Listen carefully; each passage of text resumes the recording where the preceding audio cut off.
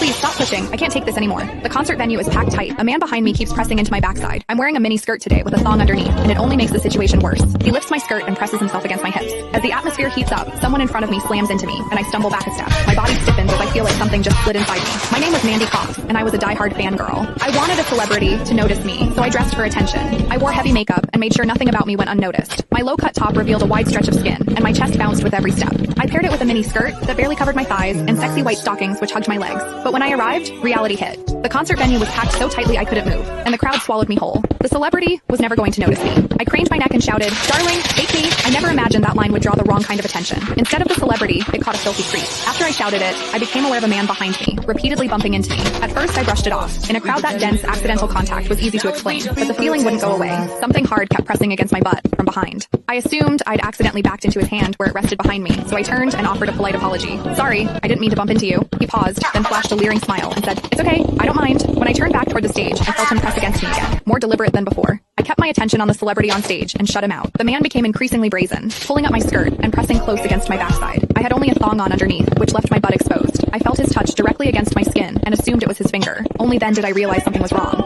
The pressure was warm and solid in a way a finger could never be. My mind lurched as the truth hit me. In the 20 years of my life, this was the first time a man had ever molested me. Fear surged through me, sharp and overwhelming, and my body reacted with an instinct to flee, but there was no way to move. The concert floor was packed wall to wall, leaving me stuck where I stood. I drew myself tight, bracing as if tension alone could keep the fear out. As I did, my hips closed around the man's so-called finger, trapping it between my cheeks. An unfamiliar sensation followed, and warmth rose to my face. What confused me was that I didn't recoil from it. There was a muted comfort to it, and against my will, it sparked a faint sense of expectation. The man behind me seemed to take it as a signal. He moved in closer, repeating the motion until the intrusion was unmistakable. I had lived a sheltered life as a college student, and now I was being toyed with by a stranger while surrounded by people. Shame surged within me without warning. I felt the urge to sob, but my throat closed, and my voice deserted me. Worse still, the pressure forced my thong inward and sent a restless, prickling discomfort through my body that wouldn't fade.